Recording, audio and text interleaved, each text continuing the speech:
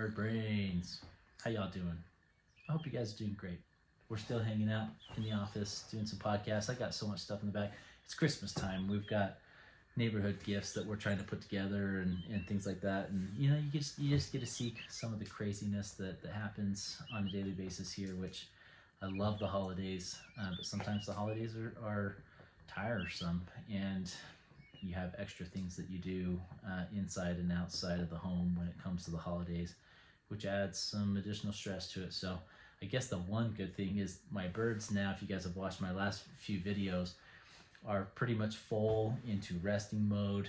Winter has hit, and so the maintenance on my birds has gone down considerably. I'm not making much egg food. I'm really just, feeding the seed diet and then other additional minerals and sources that way. But it's gone pretty quiet in the bird shed, which is okay, because it's allowed me to work on some projects that you guys have seen, and I've still got a few more that I'd like to work on.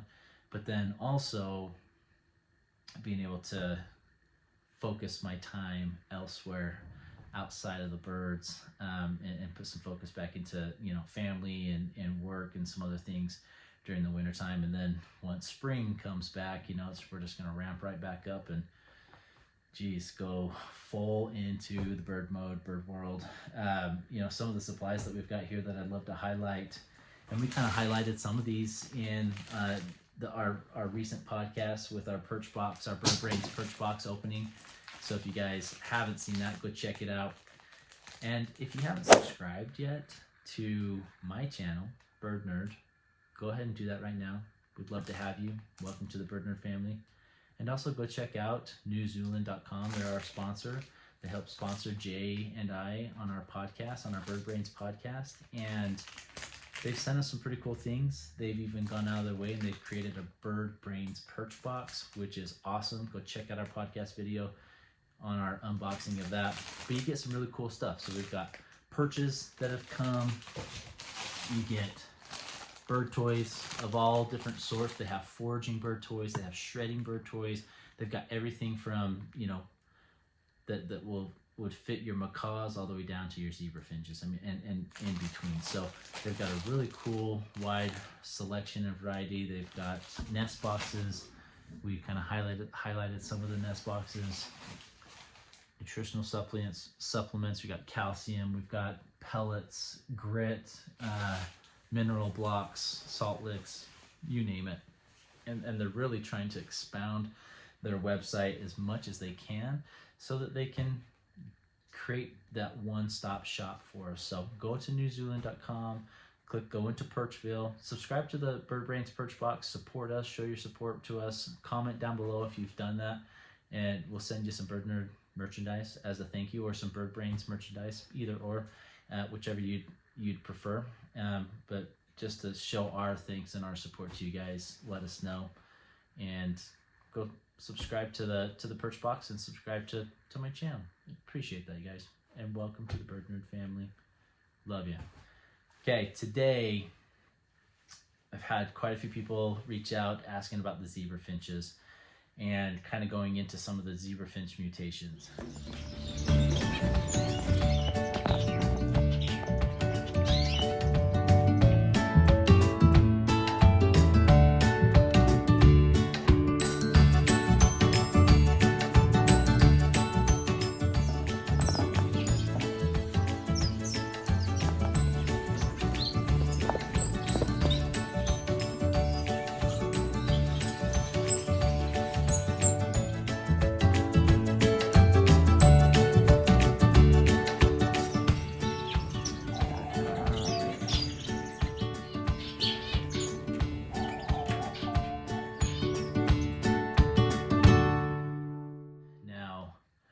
I'm going to go into some of them, but I'm going to be honest, you could probably do 100 videos on zebra finch mutations to go into enough detail to try to understand zebra finch genetics.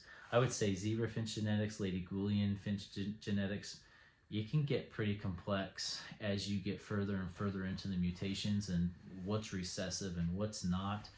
So I'm going to keep it a little high level, and I'd love for you guys, if you have additional comments, let me know or additional things that you want me to cover for the zebra finches, let me know in the comments down below, and we'll throw some pictures up of the zebra finches that I have and or have had in the past, and try and talk about some of the genetics and the genetic traits of them, which ones are recessive, which ones are not. I mean, zebra finches, there's such a huge range of genetic mutations and color mutations. I mean, goodness, I don't even know off the top of my head.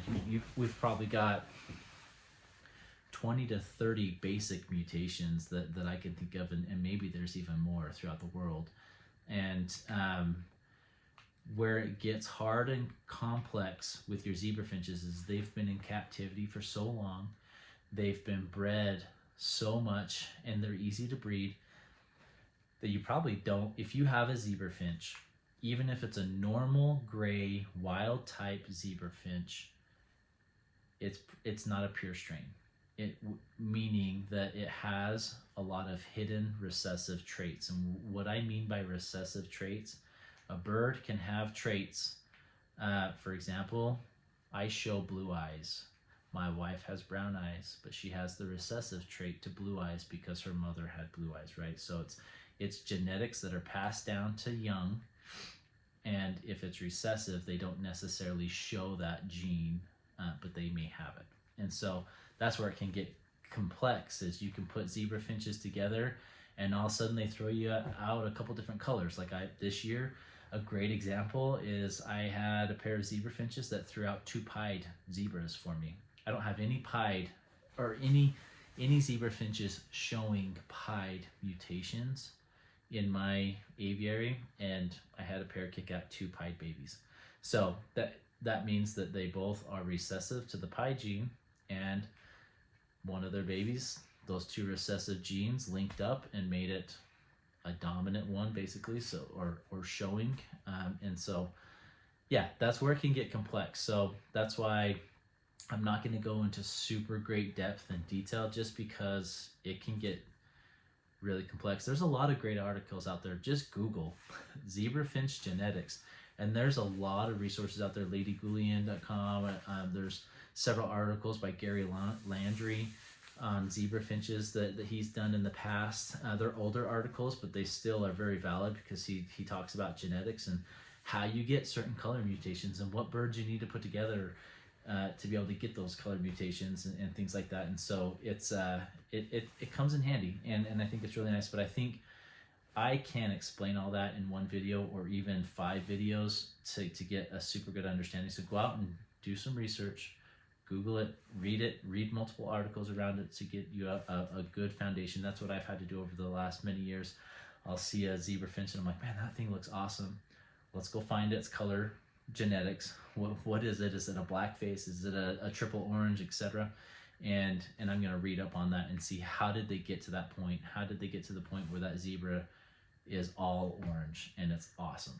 And so yeah, go out, do some homework, do some research, so that you guys can find a little bit better, get a better understanding of the zebra finch genetics and mutations. Now, the zebra finches that I currently have in my aviary, I've tried to specialize a little bit more my zebra finches this last 2 years, and have gotten rid of majority of my normal grays or my black cheeks, and I've tried to go more towards black face, dominant silver cheek, and the triple orange zebra finch. That's the goals that I'm trying to get towards with the genetics that I have. Now, for like a triple orange zebra finch, you have to have orange face, orange breast, and orange belly, right? So that's the triple: head, chest, belly. And you have to follow certain steps in between to even get to that point, right? You have to breed in the orange face genetic, right? Which means it's more than just an orange cheek for the males. It's covering their heads and then their chins. You have a black breast or an orange breast. Black breast means that the whole chest of the bird is black, and it's a thicker black, right? It's not just the black bars that your wild type zebra finches have. It's a black all the way across, and then or orange, right? If it's orange breast, it's going to be orange feathers instead of black. And then you have black belly or orange belly, which then makes their belly feathers orange as well, which then that gives you your triple orange. Or you could have your triple black. Black face, black cheek, black breast, black belly.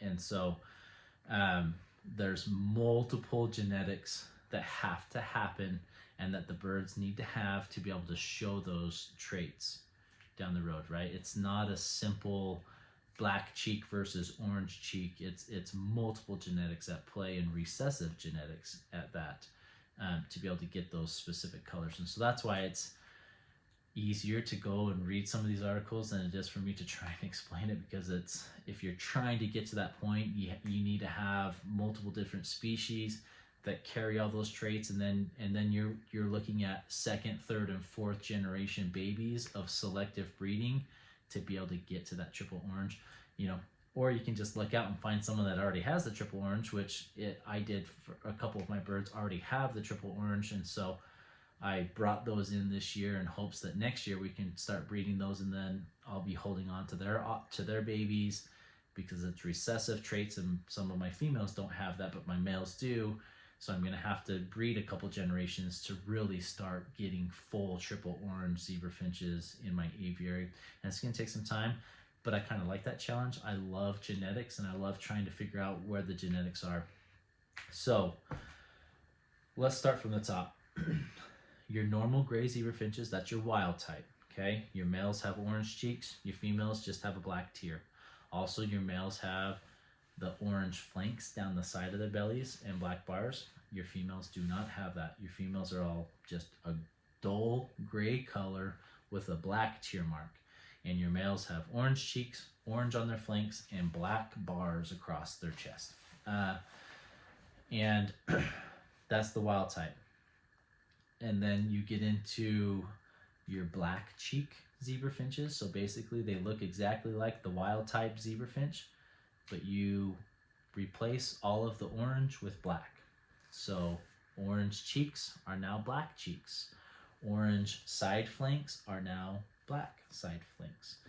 And the only difference on this is the females will have the black cheek as well. So that is one of the only mutations that the females will have a cheek patch. The black cheek, your dominant silvers and your, what are they called, silver cheeks, your females will have a light variation of those colors on their face, but your black cheek zebra finches will truly, your females will have, and some of them can get really dark cheek patches. They don't carry the flanks or the bars like the males do. It's just the cheek patch.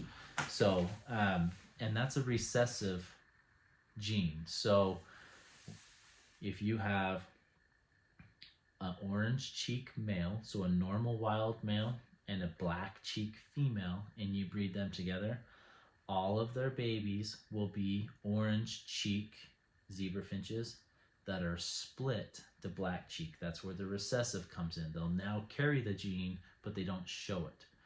Now, if you take those babies and put them back with a black cheeked zebra finch, male or female, then their babies, 75% of them will be black cheeked, 25% of them will be normal.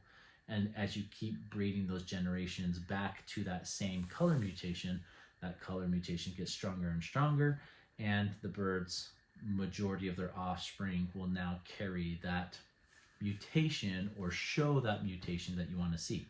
So if you get 3 or 4 generations down the line of breeding black cheeks or split to black cheeks back to just black cheek zebra finches, their babies, more and more of them that are produced, will show that visual black cheek male and females, and they'll get stronger in their colors, strong in their genetic diversity and gene lines. So that's what I mean by recessive.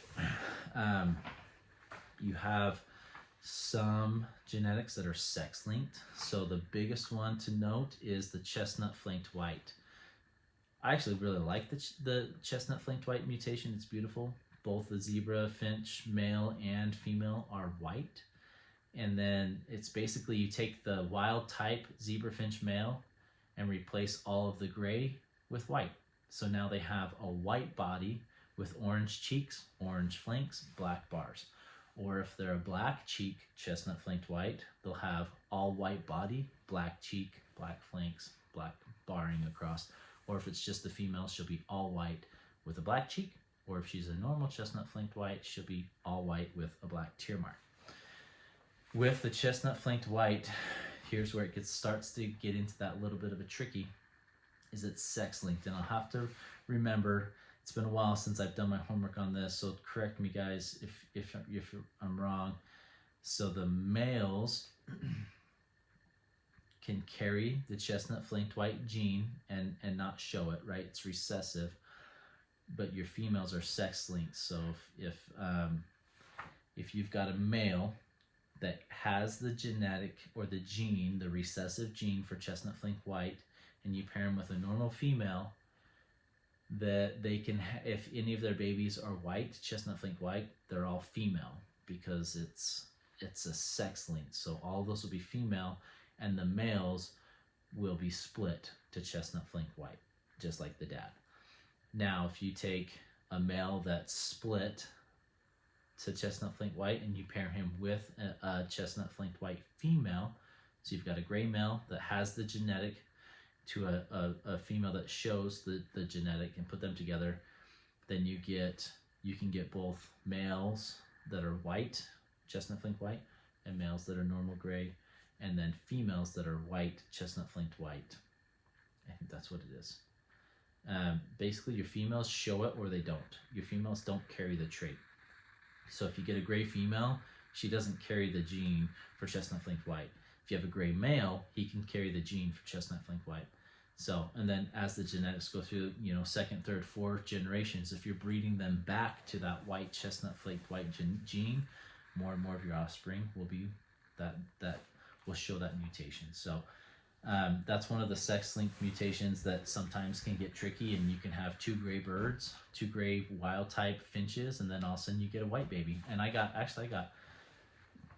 3 chestnut flanked white babies this year. One of them was blackface, which is awesome. I really like that. I'm very attracted to the blackface genetics. But that means that one of my males has that gene, and he is split for chestnut flanked white. And all 3 of the white babies that I got were all females, no males. So it's a sex-linked gene, especially if your parents are not visually showing that color. Some other mutations that you have grays, which is just a lighter gray than the wild type. You have silvers, which is an even lighter. One of my favorite colors that I have is a silver black cheek zebra finch. They look beautiful. They kind of shine, and I love them. So that's one of my favorites. I've had them in the past. I don't have any black cheeks currently. Looking to get maybe 1 or 2 to add in, because I'd love to try and get to the triple black. I've got zebra finches right now that have the black face and the black breast and the black belly. So if I throw in a black cheek a couple generations down the line, I could hopefully get that triple black, which I think are such beautiful birds. Let's see, you've got creams, which is kind of an off gray. You've got your whites, your chestnut flanked white, and then you do have white zebra finches, and basically the white zebra finch is an all pied zebra. So they carry that pied genetic. They show the pied genetic, but it's so thick it basically covers the entire body, and they're white. And those ones can be tricky because it will drown out any of the markings that your male or females have. They'll just be all white. They won't have any tear marks. They won't have any cheek patches, flank patches, nothing. They're just all white. Usually the best way to tell males from females on your all whites, which I think there's some beautiful all white mutations out there. I've had some long time ago in the past. They're beautiful birds. Your males will have a darker red beak than your females will, or your males will sing and your females lay eggs. So that's about the only ways that you can tell the gender on the all white birds. So you've got lightbacks, you've got penguin, and all these are recessive genes, right? Recessive mutations. So, which means that you have to breed that genetic into the offspring, and then that offspring that carries that genetic or that recessive trait, right? They're not showing it visually, but they carry the genetics inside. You need to pair those back up with birds that visually show that.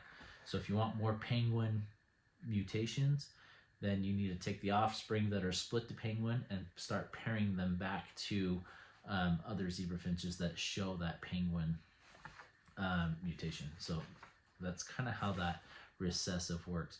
Now, talking about dominant genes, there's a few mutations out there that are dominant. Black face is one of those. Silver cheek, dominant silver cheek is one of those.